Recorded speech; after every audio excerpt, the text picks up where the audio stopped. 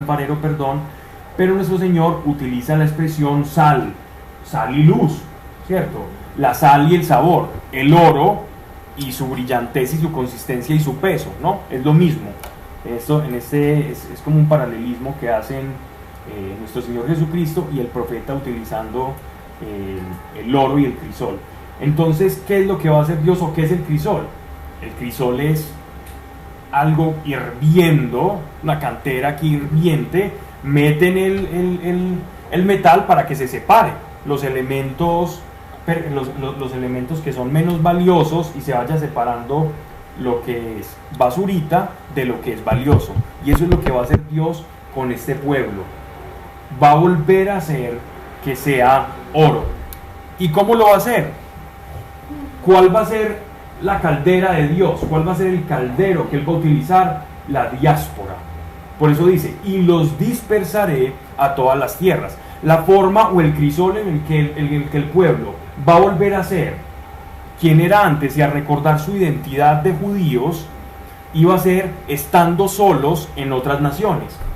Porque ¿qué pasa cuando usted está solo en un lugar donde nadie lo conoce, donde usted no conoce a nadie, donde sus costumbres pueden ser incluso ofensivas para los lugareños, donde usted esté inmigrando y usted sea un proscrito de un rey asirio o egipcio o babilonio? ¿Qué va a hacer usted ahí? Va a afianzar su identidad, se va a acordar del Dios de su juventud, del Dios que lo sacó de Egipto y de lo que perdió, y aquello que perdió va a volver a cobrar valor para usted. Y se va a fomentar nuevamente esa piedad de antaño y va a querer usted encontrar a las personas que estén en esa misma situación. Así fue que los judíos comenzaron a aglutinarse y a formarse, por ejemplo, las famosas juderías o juderías en España. Eran estos judíos que salieron en estas diásporas y empezaron a encontrarse y ayudarse mutuamente y otra vez recordar aquello que habían perdido. Los judíos sefarditas españoles, que son unos de la rama, digámoslo así, como de los judíos occidentales, más conocidos porque muchos de sus escritos y comentarios al Talmud y el Midrash que se puede conocer por parte de los sefarditas, el comentarista famoso judío Maimónides, que todos los judíos ortodoxos citan, es judío sefardita español, por ejemplo. Y estos judíos se conocían por su hermandad, hasta el siglo XVI, que con la reforma católica, con los reyes católicos, los expulsaron junto a los moros de España, empezando por Navarra y País Vasco, y después los fueron expulsando ya de toda Iberia. ¿Qué ocurre entonces con estos judíos? Esos judíos comenzaron otra vez a brillar y a conservar su identidad. Eso es lo que Dios está profetizando. Y lo decía la charla pasada, fue precisamente gracias a esa diáspora que el Evangelio utilizó todas estas sinagogas, que eran los lugares o los centros en los cuales se predicaba el judaísmo. Las sinagogas en esta época tenían una particularidad, en la época de Jesús, incluso posteriores, tenían una particularidad, y es que siempre tenían dos puertas. Realmente era como un sitio abierto donde había una silla destinada para que se sentara el Mesías, y otro lugar con una especie de atril donde se predicaba un libro de los profetas y se hacen los cánticos y toda la cosa, y otra parte de la Torá, se predicaba Torá y profetas, y un rabino explicaba y hacía como una homilía, y siempre tenían una puerta por la que no podía cruzar nadie, porque en cualquier momento por ahí iba a llegar el Mesías. Yo me imagino que cuando el Señor desenvolvió ese rollo leyendo Isaías 61, como de ellos, es como esas cosas que ya se vuelven como tradición y la gente no espera, ¿cierto? Muy seguramente nuestro Señor pasó por esa puerta y ni se dieron cuenta. Solo los que ya le conocían, y por dónde pasó, ¿cierto? Pero seguramente Él pasó por la puerta donde estaban esperando al Mesías, y fue ahí donde Él dice, con este rollo donde está leyendo, y el Espíritu del Señor está sobre mí porque me ha ungido para esto y lo otro, y predicarle el Evangelio a los cautivos y predicar el año de gracia del Señor. En ese momento Él dice, esto ciertamente se ha cumplido hoy. Así que él cruzó por esa puerta de las sinagogas donde se esperaba el Mesías. Entonces, gracias a estos centros o sinagogas fue que el Evangelio en su etapa primitiva fue impulsado y se predicó. De hecho, miremos que en los Hechos de los Apóstoles, el apóstol Pablo siempre utilizaba como centros misioneros o como especie de bases o de lugares a los que primero visitaba las sinagogas, y de las sinagogas se esparcía el Evangelio. Él tuvo cierta frustración en Asia Menor y cuando pasa a la parte griega después, porque los judíos antes que convertirse se estaban cerrando, y él le predicaba a muchos y se convertían pocos, y él tiene que recibir consuelo de parte de nuestro Señor. Él tiene una visión donde se le aparece nuestro Señor Jesucristo y le da palabras de aliento, y después al otro día que él tiene esa visión, llegan sus compañerotes de viaje y le cuentan las buenas noticias de todos los lugares y las iglesias donde los gentiles se estaban convirtiendo y estaban experimentando milagros de parte del Señor, y eso reconforta el espíritu de Pablo, y él continúa su viaje misionero, porque Pablo a veces lo vemos como un hombre perfecto sin caídas, pero si uno lee Hechos de los Apóstoles, Pablo llegó a tener muchos momentos de flaqueza, de debilidad, de frustración incluso. El momento de frustración en que él no quería predicar más, y él solo iba a la sinagoga, escuchaba en el servicio sabático y después nuevamente se encerraba, y ahí fue donde él tuvo la visión de nuestro Señor.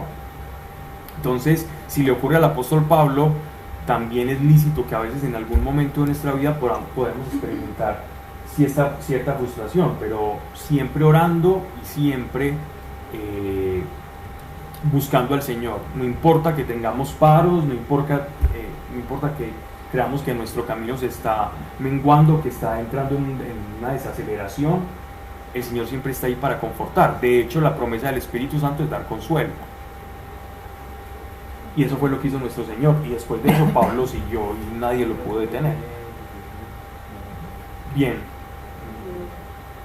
entonces, ¿a qué voy con todo eso? La diáspora.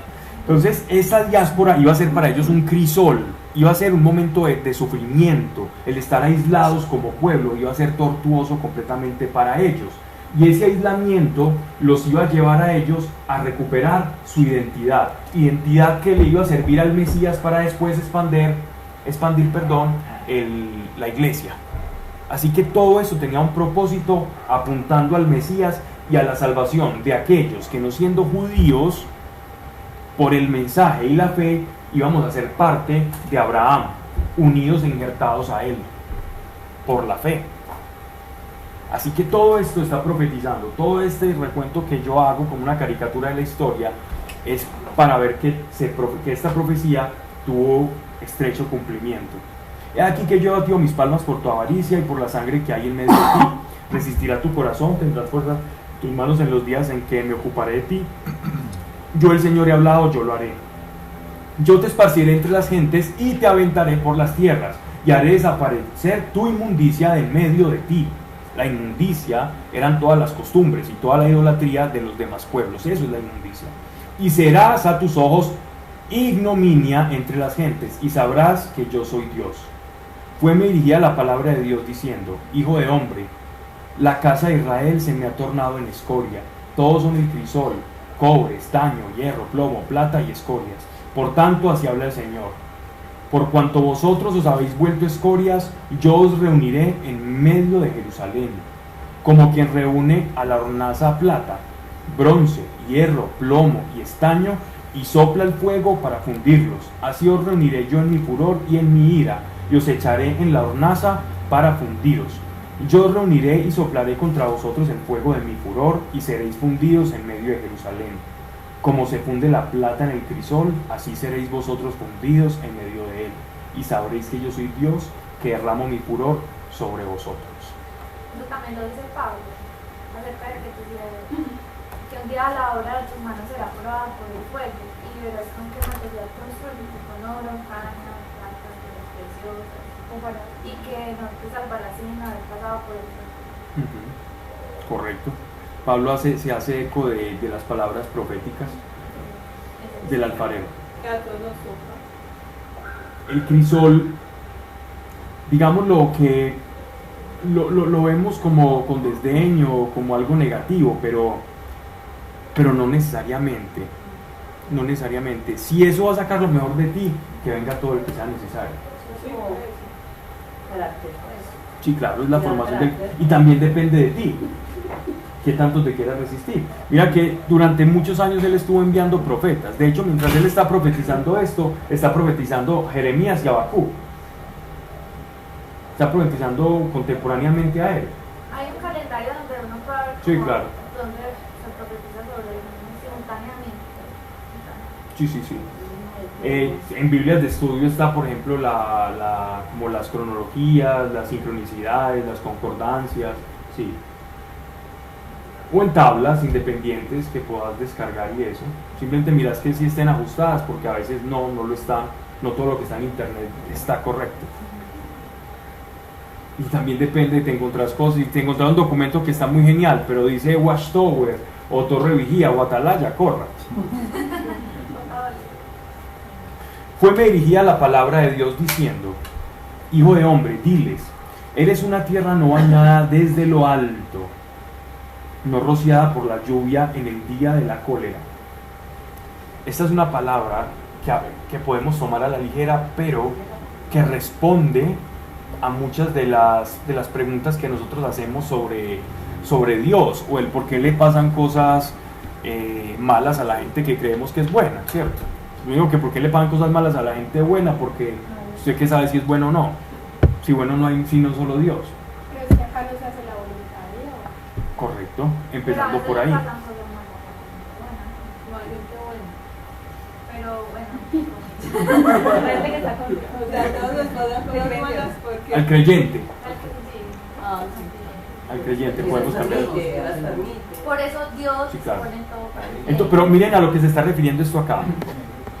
Hijo de hombre, diles, eres una tierra no bañada desde lo alto, no rociada por la lluvia en el día de la cólera.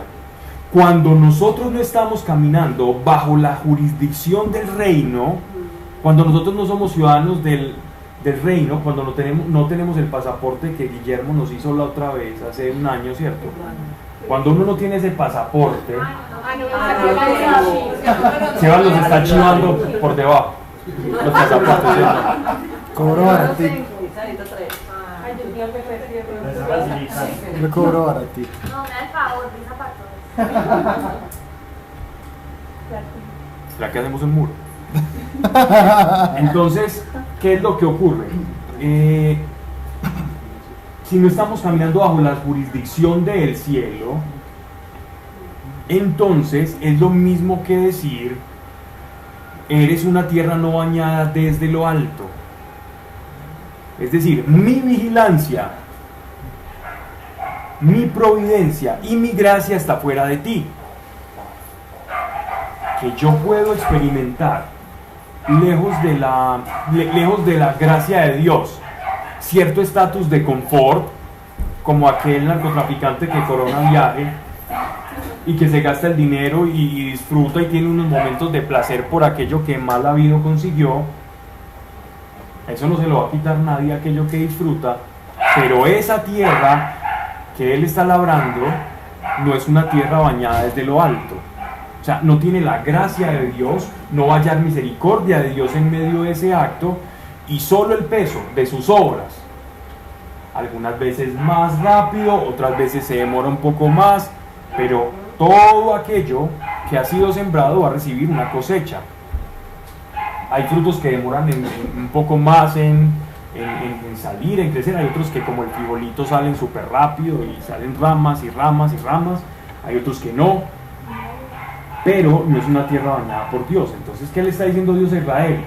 Mi mano fue retirada de ustedes hace mucho tiempo.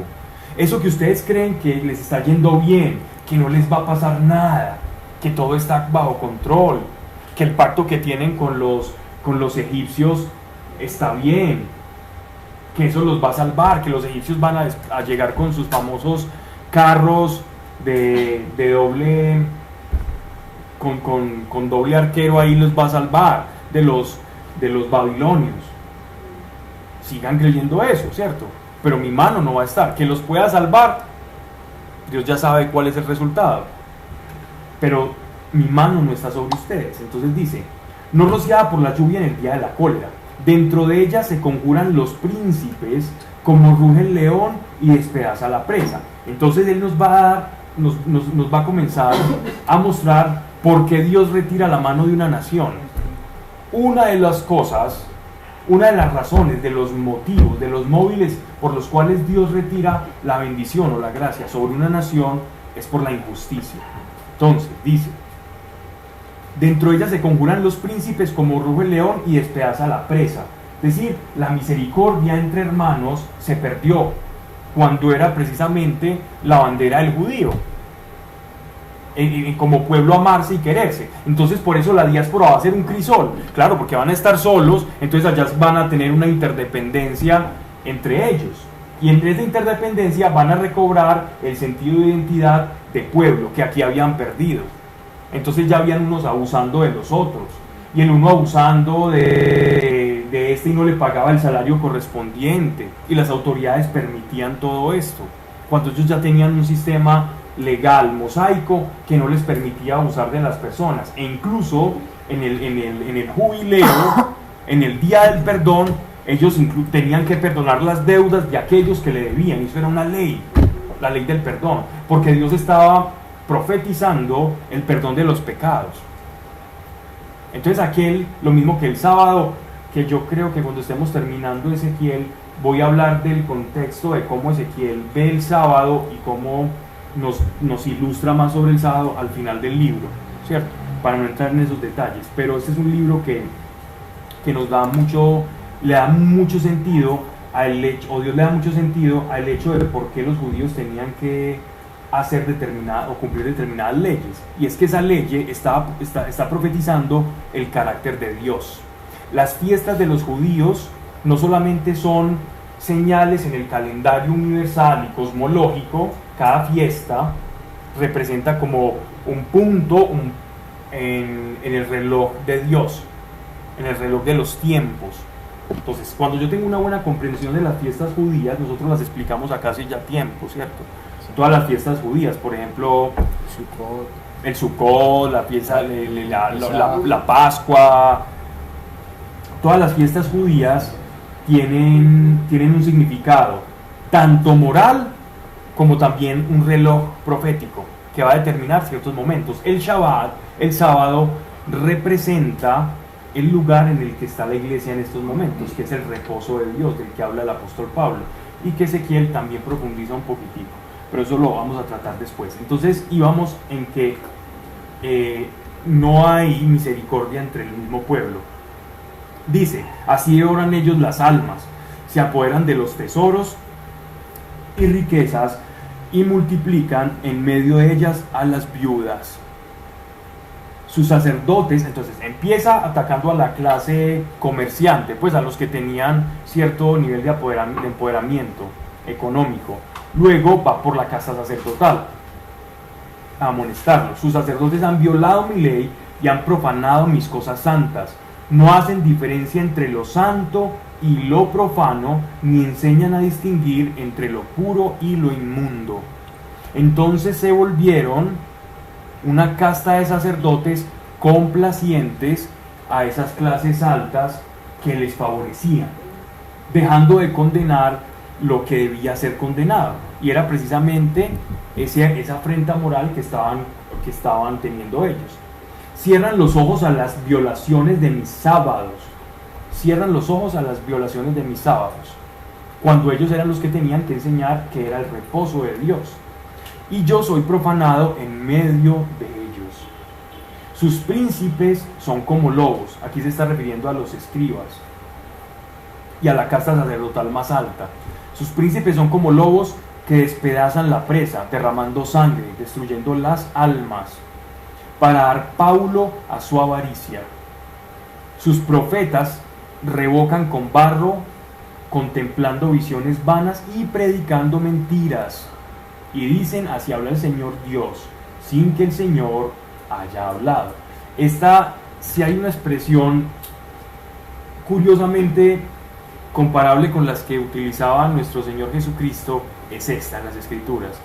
Es como tener una pared completamente destruida, unos cimientos destruidos, como ese edificio que se va a caer, ¿cierto? Una casa que esté completamente cuarteada, con los cimientos muertos, y llegue alguien y empiece a revocarla y que parezca muy bonita, pero que en momento está caída.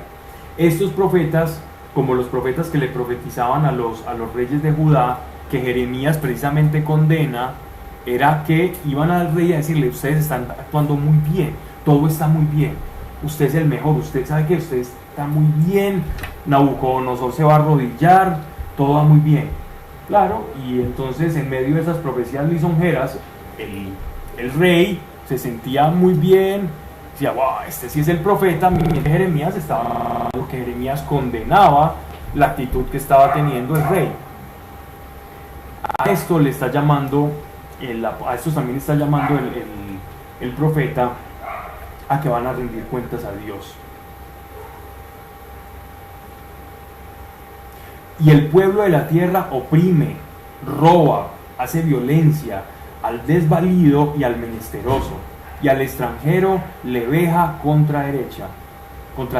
Vejar es como dañar, importunar, molestar, agraviar. Esa palabra casi ya no se utiliza, por lo menos aquí en Colombia. Sí, las vejaciones. Las vejaciones, claro. La vea contra derecho. También de entre ellos busqué yo quien levantase muro y se pusiese en la brecha frente a mí en favor de la tierra, para que yo no la devastase, y no lo hallé. Ojo, si están profetizando en este momento Jeremías y Habacuc, ¿por qué Dios está diciendo que no halló a nadie? Porque el siervo precisamente lo que está haciendo es anunciarle a esos alguienes, ¿cierto? Personas, que diga alguienes, pero es Dios, el profeta está haciendo el instrumento de Dios como una alarma, como dicen, como yo soy la torre, yo soy la atalaya, yo soy la torre vigía, que les estoy diciendo, informando a ustedes que viene el enemigo, ¿ya? O sea, que ellos no cuentan en medio de esta catástrofe, ¿ya? Porque podría generarse o suscitarse esa pregunta. Vamos entonces a capítulo 23. Fueme dirigida la palabra de Dios diciendo, esto es bien interesante: había dos mujeres, hijas de la misma madre, se prostituyeron en Egipto al tiempo de la mocedad, juventud. Allí fueron estrujados sus pechos y manoseados su seno virginal. No sé en sus Biblias qué traducción utilicen, pero esto es un eufemismo que suena hasta bonito, pero es mejor dicho, la violaron, pues, es lo que quiere decir. Versículo 4. Llamábase ¿Cómo? Desfloradas para entrar en la pureza. desflorar, sí, le dañaron la flor de la vida y de su pureza, ¿cierto? La virtud. Es correcto. ¿Alguna otra eufemismo? Sí, ok.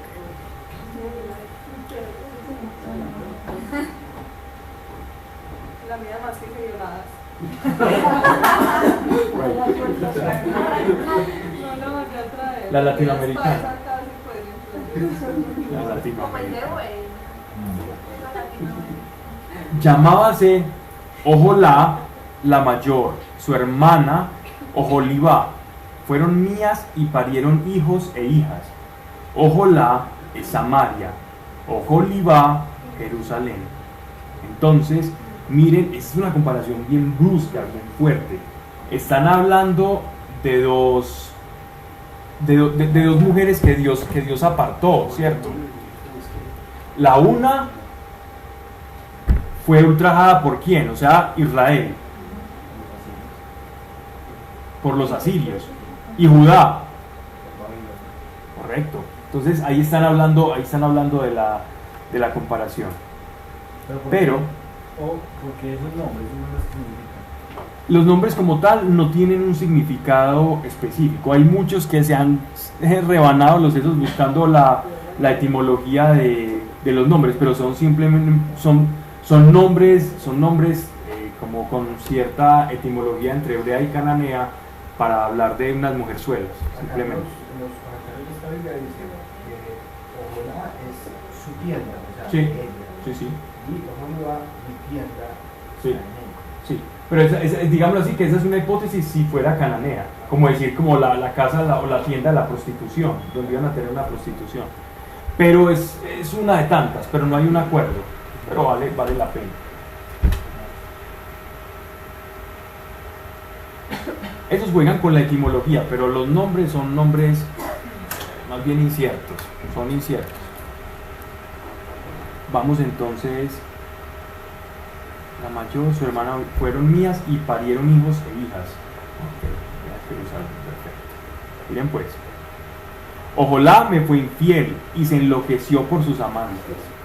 Sus vecinos, los asirios, iban vestidos de púrpura. Eran jefes y oficiales, todos jóvenes codiciables y que montaban caballos. Recuerden que tener caballos en esa época era equiparable a andar ahora. Algo así.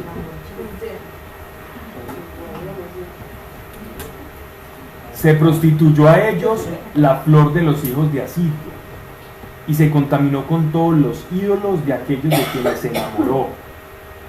Tampoco dejó sus prostituciones con Egipto, porque eran los que se habían acostado con ella en su mocedad, es decir, en la época de Moisés. Volvieron a cometer, no solamente fornicaron, otra vez, la fornicación en términos teológicos, para no sonar muy bruscos en el lenguaje, fornicación en términos teológicos es idolatría, ¿ya? Para no decir que es que el pueblo iba y se iban de juerga ya con los así, no, es idolatría, es irse con los falsos dioses, porque Dios desposó a Israel con un pacto, con un sello. Ese sello y ese pacto fue violado. ¿Por qué la analogía es así? Por eso mismo que estoy diciendo, porque hay un desposorio espiritual y es el mismo desposorio que nuestro Señor tiene con su iglesia. Es que espiritualmente es lo mismo, sexualmente en tu relación con Dios te vayas detrás de otro Dios. Y mire que dicen se unió, y no es precisamente un eufemismo, es que hay una unión. Claro. Pablo, ¿eso que me está profetizando? Aquí es una profecía, sí, porque no todas las profecías van hacia el futuro. Acuérdate que la profecía tiene varios matices. La profecía puede exhortar al momento presente, la profecía puede vaticinar, es decir, puede irse al futuro y extraer cosas del futuro para que cambiemos nuestra manera de comportarnos, o la profecía también puede ir a una explicación de tu momento presente. ¿Sí me hago entender? La profecía apunta al presente o al pasado, pero para apuntar al presente puede tocar eventos o explicaciones de por qué usted está en una situación específica, ¿ya? Por ejemplo, cuando le profetizaban cuando le profetizaba Samuel a Saúl y le explicaba el porqué de su estado, por lo que él había hecho, eso él le estaba profetizando y no necesariamente le estaba vaticinando el futuro. A veces simplemente le decía que por su desobediencia, y otras veces le decía que él iba a ser depuesto y que iba a ser puesto otro rey. Y Saúl le rogaba e intentaba ofrecer sacrificios para congratularse con el profeta, pero ya era demasiado tarde. Estamos en ello.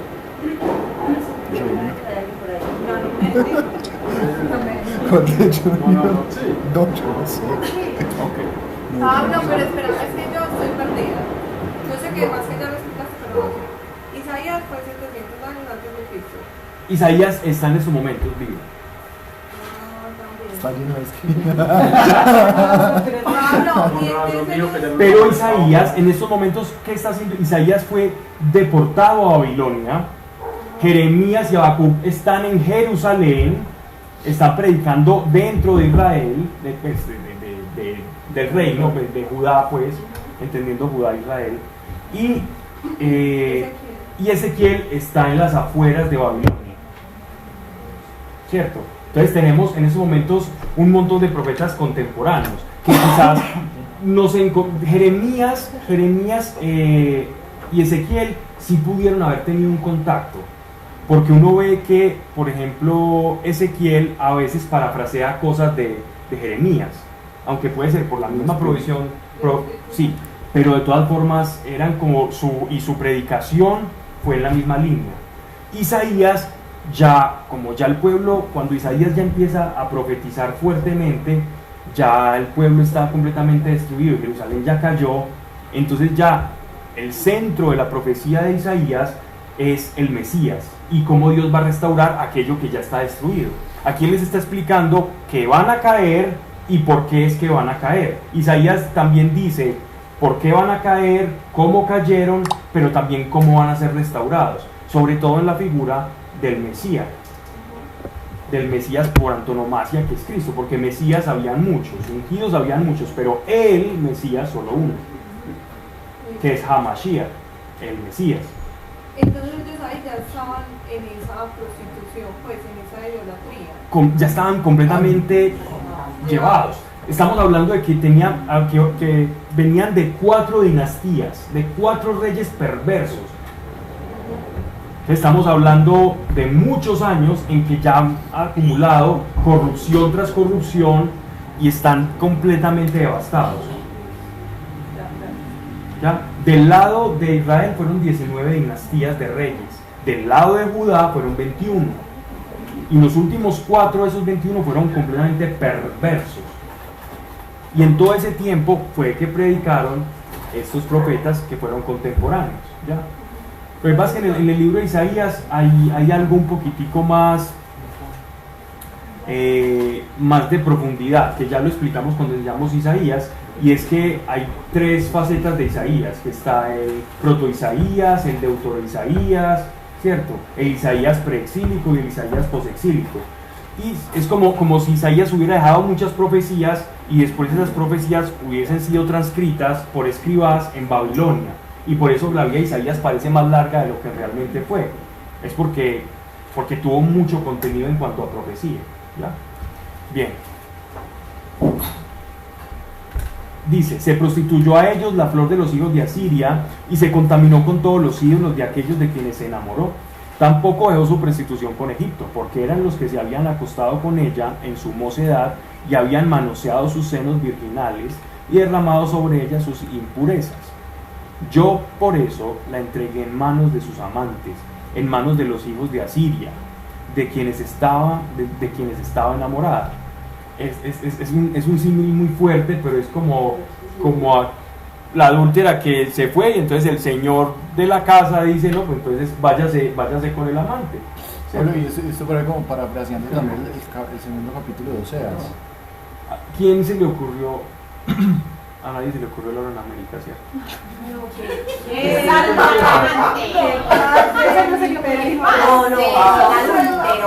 Decías. Que es muy parecido al segundo capítulo de Oseas.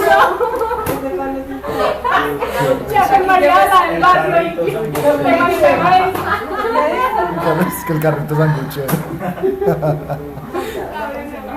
Miren lo que es comparable en la idolatría, es decir, la perversión y el hecho de que ellos literalmente fueron abandonados por Dios. Él está diciendo, al amor que ustedes entregaron, con ese amor ustedes se van a quedar. Y literalmente se quedaron con ese amor. Los llevó al cautiverio. Fue como la viuda negra, ¿no?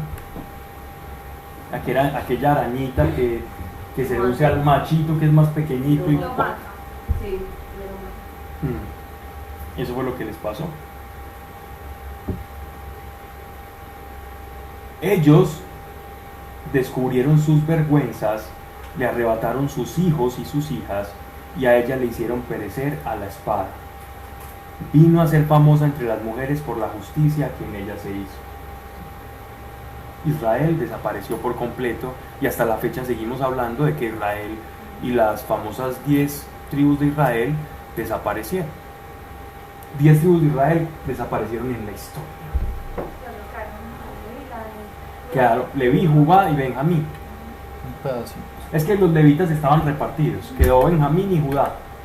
Y los levitas, pues como no tenían tierra, entonces ellos tenían que ofrecer en el santuario y muchos se alcanzaron a salvar. Entonces podemos reconocer, Pero porque las otras tribus son determinadas o se fueron exterminadas por los asirios. Bueno, exterminadas no, fueron llevadas al cautiverio por los asirios. Y de ahí lo que dice Dios, esparcidas por todo el mundo, perdiendo su origen. No judío, pero ya muy difícil reconciliar de a qué tribu pertenece. Pues como conscientes.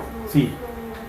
Entonces de ahí vienen los sefarditas, de ahí vienen los judíos etíopes, hasta el África, hacia el sur de África emigraron unos judíos que hicieron unas construcciones, incluso América del Norte, a Suramérica por las corrientes del Pacífico pasaron por los romanos, llegaron a Roma y de los romanos llegaron aquí a América.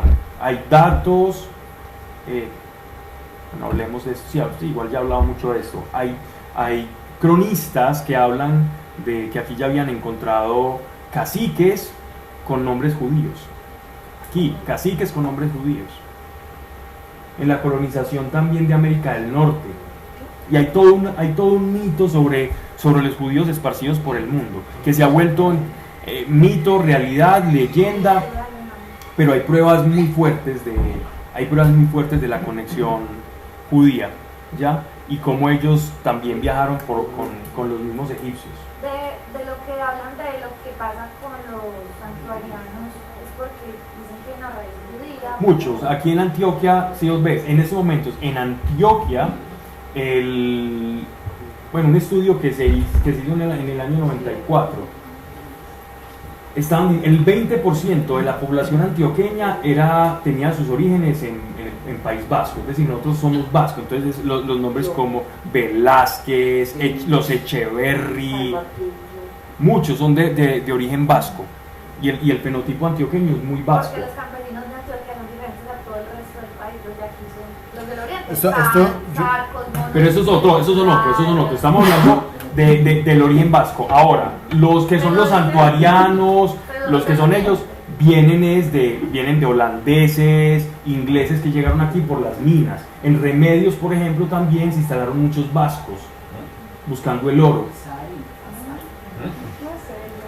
Diga la verdad, mijita, usted siente por allá, Sari. Y ese ceseo que está imitando, por ejemplo, Sebas, eso es característico de los vascos, de los vasconios, vasquenses, ¿cierto?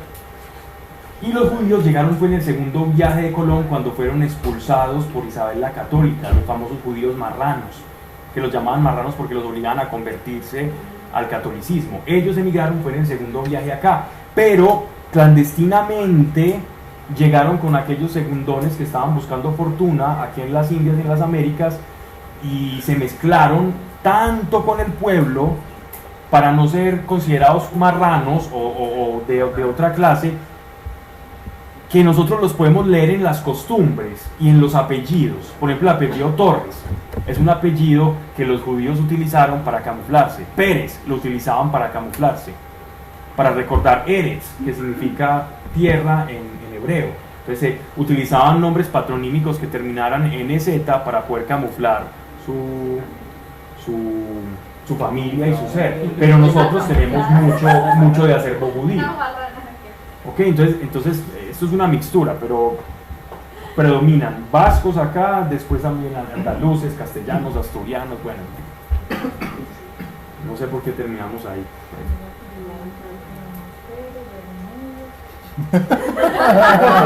Tienes toda la raíz. Vasca judía, eso está bien. Los vascos fueron los primeros que estudiaron a los judíos. Porque se esparció. Entonces ellos se esparcieron por todas partes. Ahí están muchos de las tribus. Entonces aquí, entre nosotros, posiblemente hay un montón de raíces semitas, pero perdidas en nuestro árbol genealógico y en nuestra genética. ¿Tú crees que por eso en parte como que son La verdad, como sí. que Dios llama? Sí. Pero porque ni siquiera sabían lo que era. No, sí, sabía, claro, sabía que ibas allá. Ahí, sí. Porque Dios como que llama a los... Sí, correcto. Somos los llamados.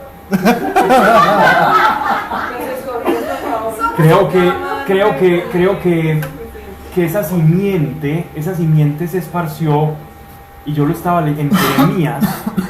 Cuando estudiamos en Jeremías Dios da eso que tú estás diciendo, Dios suelta esa perla en el profeta Jeremías. Cómo él utiliza a su propio pueblo como una especie de regadera de semillas para fecundar todas las naciones. Y el apóstol Pablo después dice, y por la desobediencia de unos, nosotros pasamos a la obediencia de Dios. Por la desobediencia de unos, nosotros entramos. A ellos se les cerró las puertas para que nosotros entráramos a la salvación y al reposo, o sea, al Shabbat. El Shabbat de la iglesia no es el Shabbat de los judíos. El Shabbat de nosotros es el reposo de la gracia. Ahora es como la etapa de la dispensación De eso hablan Romanos. De eso habla Romanos. Entonces, pero aunque no necesariamente, entonces el que no tenga sangre judía no va a ser que creyente o más difícil se va a convertir. No, pero que todo eso ocurrió también para bendecir, porque mire que Dios dice, en Abraham serán benditas todas las naciones de la tierra, en Sem, en los semitas. De hecho hay una historia bien interesante que se conoce como el mito tualcaíno, o que tienen los vascos. Hay una leyenda que los vascos utilizaron mucho por allá en el siglo XVI, y ya que nosotros pues somos antioqueños, y es que Tubal es uno de los descendientes de Noé, de la segunda generación de Noé, no Tubalcaín, que está en Génesis, sino Tubal, el otro Tubal. Este Tubal, dicen los vascos que este Tubal pasa por Asia Menor y es el padre de los íberos, de los ancestros de los españoles. O sea que los vascos se consideran los descendientes de ese linaje de Tubal de Noé, como una rama genealógica de Noé. Porque por este famoso historiador judío Flavio Josefo, que en una de sus libros cita eso como una verdad. Entonces los vascos, cuando leen esto, se apropian de eso, dicen, claro, Tubal emigró a Separad, a España, y nosotros somos los íberos, los vascos somos los que tenemos como esa estirpe de Noé, de ese árbol genealógico, porque de Noé se desprendieron muchos. Cuando uno empieza a leer toda la genealogía de Noé, es interesante. Bien, no sé por qué terminamos en las periferias. Por la diáspora. ¿Dónde va la diáspora? Que la diáspora para todo. La diáspora aquí en Da para Antioquia, todo. Sí, no. La diáspora aquí en el Y se contaminó con todos los ídolos de aquellos de quienes se enamoró, tampoco dejó sus prostituciones con Egipto, porque eran los que se habían acostado con ella en su mocedad, cuando celebraron aquello del becerro de oro. Fue la primera prostitución. Cuando estaban jovencita, cuando Dios las llamó jovencita y los desposó en el desierto, se fueron detrás del primer postor, y no el mejor, el peor, un becerro de oro. Yo por eso la entregué en manos de sus amantes, en manos de los hijos de Asiria, de quienes estaba enamorada. Ellos descubrieron sus vergüenzas, le arrebataron sus hijos y sus hijas, y a ella le hicieron perecer a la espada. Vino a ser famosa entre las mujeres por la justicia que en ella se hizo. Okay. Viendo esto, Oholibá, su hermana, fue más estregada que ella en su pasión. Aquí se manda un curioso. Lo que hacía el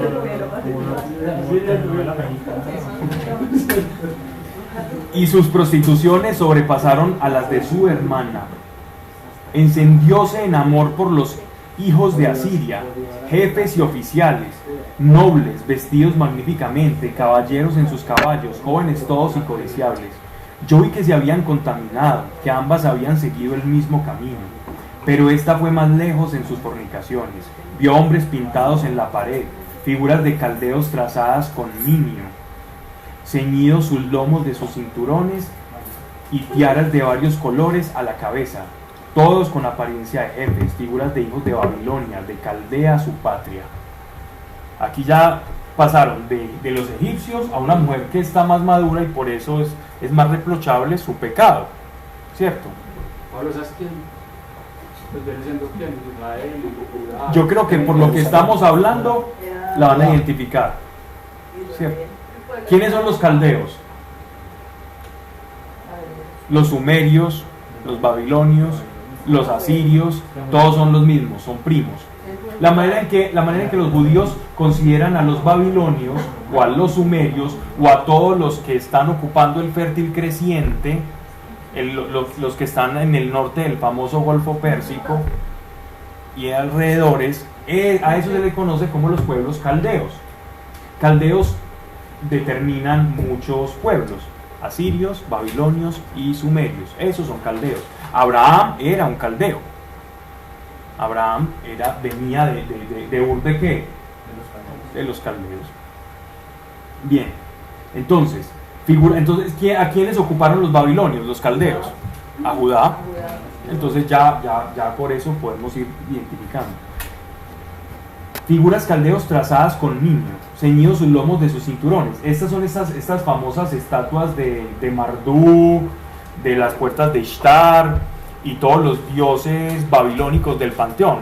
Ustedes ven, por ejemplo, esa representación que es muy clásica de un muro que tienen, creo que es en el Museo de Londres, que es un pedazo de muro donde está un hombre gigantesco con barbas y cinturón agarrando un león así, como un gigante, y haciendo las proporciones de un león, suponiendo que no es un cachorro, estaríamos hablando que era un hombre más o menos de 2 metros y medio de altura, para que dé las proporciones para tomar ese león. Entonces está refiriendo que ellos adoraban ese tipo de hombres, de figuras de dioses.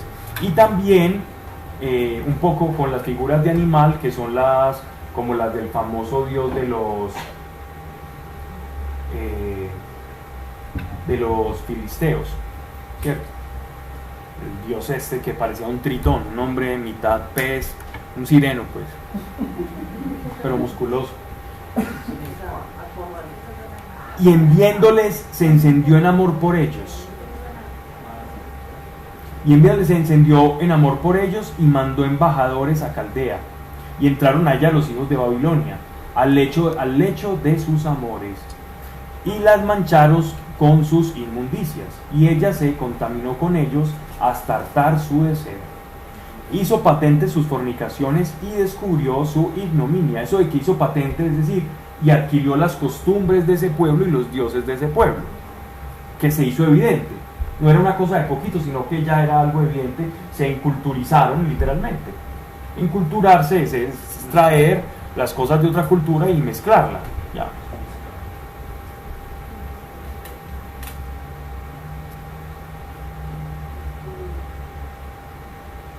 Y yo me asqueé de ella, como me había asqueado de su hermana. Mas todavía acrecentó sus fornicaciones, trayendo a su memoria los días de su mocedad, cuando había fornicado en la tierra de Egipto. Entonces, venía fornicando ya con los babilonios, es decir, adoptando los dioses babilonios, pero por acá recuerdan lo que Dios ya había profetizado de lo que estaban haciendo con los egipcios, que también estaban, para congraciarse con los egipcios, entonces estaban metiendo en el templo figuras de estos dioses paganos egipcios. Entonces era una fornicación con una cosa terrible, para no dar calificativos de los cuales arrepentirme. Y más todavía acrecentó sus fornicaciones, trayendo a su memoria los días de su mocedad, cuando había fornicado en la tierra de Egipto, y ardió en lujuria por aquellos lujuriosos que tienen carne de burro y flujo de garañones, y renovaste las fornicaciones de tu mocedad, cuando los egipcios estrujaban tus pechos y manoseaban tu seno juvenil. Esto es muy, muy fuerte, estas expresiones. Que se quiere muy fuerte. Sí. Claro, incluso uno ve que la escritura utiliza muchos eufemismos para, digámoslo así, porque es un texto sagrado, ¿cierto? Pero estos pasajes como que no escatiman, porque lo que viene para Jerusalén es muy fuerte. Entonces ellos tienen que saber qué fue lo que pasó, por qué viene esa destrucción. Recuerden que el público de Ezequiel, los escuchas de Ezequiel, son personas que están desterradas de Jerusalén, en una especie de ciudad muelle, tranquilos, no viviendo muy bien, pero tampoco tan mal. Y a ese pequeño público se le tienen que dar las explicaciones para que quede para el resto de generaciones el por qué Israel cayó. Y algo que me parece súper interesante es que si así lo pone en serio, ¿cómo será la sexualidad para ellos? Pues cuando dicen esto, bueno, porque será así. Sí, pero más que todo es la idolatría, la espiritual, la fornicación espiritual. Aquí lo que está contrastando es la fornicación espiritual. ¿Por qué espiritual? Porque la contaminación espiritual, o cuando él dice abominable es como la idolatría o la hechicería, porque está comprometiendo lo que es más parecido a él, que es nuestro espíritu. Nuestra carne ya está completamente desvirtuada y hasta 100 años va a vivir, pero el espíritu es lo que, correcto, sin decir que lo otro no es importante, sino que es precisamente el contexto de, miren, ustedes están perdiendo sus almas, porque la prostituta se puede arrepentir. ¿Qué hizo nuestro Señor con la mujer que había tenido en el pozo? 7 esposos, has tenido varios esposos, 7 has tenido, ¿cierto? Y le dice, pero vete y no peques más, y no peques, no lo hagas, y la mujer se arrepiente. Pero y el alma, cuando la idolatría y haciéndola conscientemente, eso ahí la cosa es mucho más dura. Dice, aquellos de que hartes deseos y los haré venir contra ti en derredor. Perdón, yo suscitaré contra ti a tus amantes, aquellos de que hartaste tus deseos y los haré venir contra ti en derredor. Los mismos babilonios con los cuales se contaminaron y le siguieron toda la corriente, digámoslo así, de sus dioses y de su cultura, ellos son los que los van a hacer quedar mal, los van a derrotar. Los hijos de Babilonia y todos los caldeos, los de Pecot, los de Soa, los de Coa, y con ellos todos los hijos de Asiria, mozos guapos, jefes de capitanes todos, nobles y notables, todos a caballo. Una manera de decir aquello que podía seducir pues a una mujer en la época, ¿no? Y vendrán contra ti con estrépito de carros y ruedas, con escudos, paveses y capacetes. Los escudos paveses son los que son largos, ¿no? Y capacetes son los gorros. Se ordenarán en batalla. Bueno, esto es interesante. Estos capacetes de los que se están hablando acá son los mismos que después el Imperio Latino, el Imperio Romano, se iba a copiar un poco de los persas, porque los persas son los herederos de los babilonios. Ellos iban a copiar de estas coronas o capacetes que utilizaban los capitanes. Y fue precisamente la corona de espinas de nuestro Señor una imitación de uno de estos capacetes para jugar al conocido juego entre los soldados cuando estaban en sus incursiones militares, y para pasar el tiempo y aburridos, aparte de emborracharse, era jugar al juego del rey.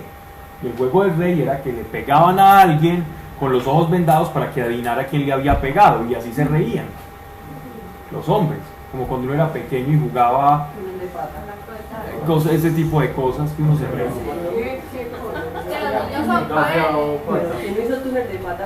Otra que era pegarle eliminado, que era con un balón y entonces lleve, ¿cierto? O los que con un balón de voleibol se ponían a jugar a la olla y que le pegaban ese tipo de cosas. Pero en este tiempo, este tipo de juegos era el de salve el rey, era darle golpes a uno, se reían todos en las borracheras. Y eso fue lo que hicieron con nuestro Señor, pero con nuestro Señor fue más terrible, porque le pone la corona de espinas, porque era el rey, el capacete y la capa. Y lo cuentan los cronistas que a él le arrancan incluso la barba le arranca la piel cuando empiezan a jugar lo del rey. Y fue muy duro. Por ahí están, no sé si estarán los audios de Mateo, donde enseñamos toda la parte de la crucifixión, que es mucho más fuerte incluso que la película de Mel Gibson. Es ver los cariñositos en comparación con la realidad de lo que fue la crucifixión y la tortura de nuestro Señor. A los romanos, a los centuriones romanos, que eran generalmente estos que utilizaban para flagelar, eran gladiadores que habían ya ganado su libertad por batalla, o porque algún noble había pagado por ellos y había dicho, este tipo me gusta mucho, este es el héroe, y entonces salían. Y para terminar de ganarse su jubilación tenían que matar al que estaban flagelando de 20 golpes, y les daban el equivalente a los ciclos de plata, hasta el número de 20 ciclos de plata si lograban matarlo con la flagelación. Entonces imagínense el ímpetu con que flagelaban a un hombre que estaba, digámoslo así, condenado, que estaba sindicado por traición a la patria romana, porque la crucifixión se utilizaba por aquellos que traicionaban a la patria. Patria no se utilizaba al imperio, ¿cierto? Entonces se utilizaba eso con muchas mayores connotaciones que quizás algún día repetiremos y hablaremos de eso, pero pero es muy, muy delicado. Por eso el capacete nos llevó allá, perdón. Listo. Dice,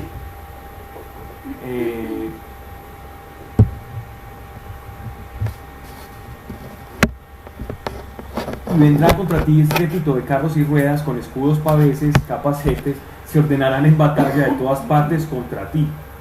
Yo les he entregado a ellos tu juicio y te juzgarán según sus leyes. Que fue lo que les pasó. De hecho, Ezequiel estaba viviendo eso, estaba siendo juzgado según el código de Hammurabi y no según la ley de Moisés.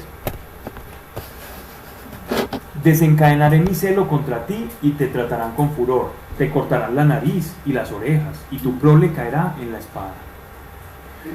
Llevárense a todos tus hijos y tus hijas, y tu progenie será consumida por el fuego.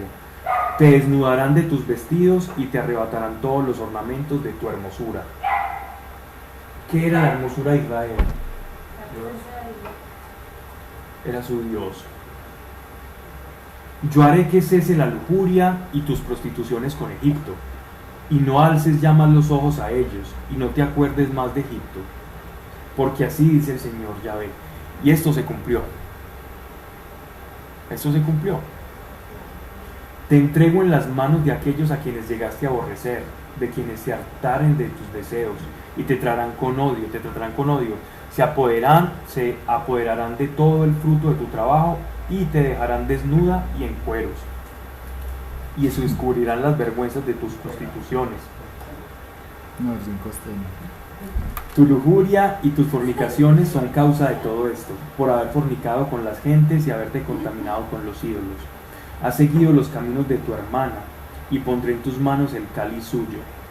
Así habla el Señor. Beberás el cáliz de tu hermana, hondo y ancho, de gran capacidad. Nuestro Señor, cuando está en Getsemaní y dice, aparta de mí este cáliz, pero haz tu voluntad, el cáliz que estaban tomando los que iba a tomar Jerusalén era el peso de sus propios pecados, de sus propios. El cáliz que tomó nuestro Señor es el pecado de cada uno, de la humanidad. Eso en el mundo espiritual y en el ser de nuestro Señor tuvo que hacer algo terrible, que el ojo no puede, el ojo ve un cuerpo siendo torturado, pero no alcanza a dimensionar lo que nuestro Señor experimentó con su sangre, o lo que nuestro Señor redimió con su sangre. Por eso el cáliz dice, te llenarás de embriaguez y de tristeza, es el cáliz del horror y desolación, el cáliz de tu hermana Samaria. Lo beberás hasta las heces, lo morderás y romperás con los dientes, y con sus fragmentos te rasgarás el seno, porque yo he hablado, dice el Señor.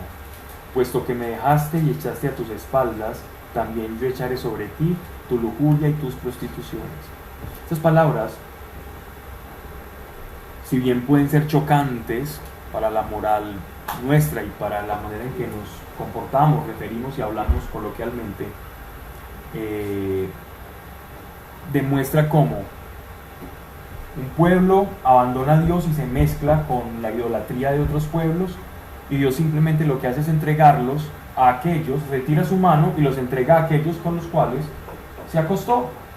Y lo que hacen estos pueblos con aquel pueblo vasallo llamado Jerusalén, Israel y Judá es destruirlo.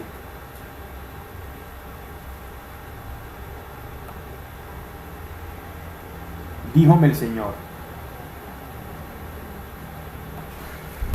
Ahora sí va a hablar ya no en sentido figurativo, sino que va a hablar con va a hablar con como diciendo, usted es esto y usted es lo otro. Díjome el Señor, hijo de hombre, ¿no juzgarás tú Oholá y Oholibá, ¿no les echarás en cara sus abominaciones? Diéronse al adulterio y mancharon de sangre sus manos, adulteraron con sus ídolos, y aun los hijos que me parieron los pasaron por el fuego para que les sirviesen a ellos de comida. Están hablando de los sacrificios del dios Moloch. Esos sacrificios se siguen haciendo en la actualidad, todavía se siguen haciendo. Esto no es una fantasía, esto no es una mentira. solo que cambia. Nosotros hablábamos, por ejemplo, de toda esta ola abortista que es patrocinada desde la Organización Mundial de la Salud, desde la ONU y todo esto, toda esta ideología que está llegando a todo el mundo, que incluso algo malo se empieza a llamar como bueno y deseable y como un derecho. Eso es un sacrificio a Moloch, disfrazado de legalidad. No cambia, para ellos era simplemente disfrazado de un dios que si sacrificaba al hijo me iba a ayudar. Un disfraz de un dios en una estatua ardiendo, con un bebé ardiendo, versus un edificio muy bonito con vidrios verde azules que dice Organización Mundial de la Salud y el otro que dice ONU, pero es lo mismo, solo cambia el nombre. Uno se ve más bonito, uno es más fácil para la digestión, el otro se ve un poco más primitivo, pero es lo mismo. De hecho, por ahí circula un video y hay una mujer que participó en todo eso y después de que le tocó ver un aborto, ahora anda alertando a las personas. Ella hacía lobby en la Organización Mundial de la Salud y era una, digámoslo así, como una canciller, activista, y viajaba por todos los gobiernos de Europa y sobre todo en Latinoamérica. Y ella enseñaba, ofrecían dádivas a los gobernantes y aceptaban estas leyes, ofrecían todas estas cosas para la planificación familiar y una cantidad de... Para empezar por ahí, ir abriendo brecha y todo esto, ¿no? En vez de enseñarnos a comportarnos, nos enseñan como hacer lo malo. Dice: y pasaron por fuego que les sirviesen de ellos de comida. Hasta eso hicieron, contaminando también en mi santuario y profanando mis sábados. Pues luego de sacrificar sus hijos a sus ídolos, entraban el mismo día en mi santuario, contaminándolo. Sacrificaban a sus hijos a Moloch y después iban a ofrecer sacrificios al templo de Jerusalén. Eso hicieron con mi casa, y aún han hecho venir de lejos hombres a los que enviaron mensajeros, y al venir ellos te lavaste, te pintaste los ojos y te ataviaste con tus joyas. Y echada en suntuoso estrado te pusiste a la mesa que aderezaste para ellos, poniendo en ella mis perfumes y mi óleo. Entre el rumor clamoroso de los cantos, a causa de la multitud de hombres venido del desierto, los cuales ponían manillas en sus manos y coronas en sus cabezas. Y dije de la envejecida en adulterios: ahora se consumarán los adulterios de ella, pues venían ellos como quien viene a la ramera. Así vinieron a Ojolá y a Oholibá, las depravadas. Pero hombres rectos te juzgarán según la ley de las adúlteras y las sanguinarias, porque adúlteras son, manchadas de sangre están tus manos. Pues así dice el Señor: trae turbas contra ella y sean entregadas al maltrato y a la rapiña, y las turbas las apedrearán y las acuchillarán, matarán a sus hijos y a sus hijas y prenderán fuego en sus casas, y haré cesar en la tierra la depravación, y escarmentarán las mujeres y no imitarán vuestras torpezas, y harán recaer sobre vosotros vuestras obscenidades, y pagaréis los pecados de vuestras idolatrías, y sabéis que yo soy Dios. Yo creo que más de lo que ya hemos hablado al respecto, es difícil apuntar algo. Esto ocurrió, cada profecía se cumplió, se manifestó, y más allá del lenguaje brusco que utiliza el profeta, entendamos que hay una generación de casi 320 años, donde los profetas casi que de rodillas le están pidiendo al pueblo que cambien sus costumbres. 400 años, imagínense, 400 años la cantaleta de un papá y una mamá, para que uno pueda arrepentirse.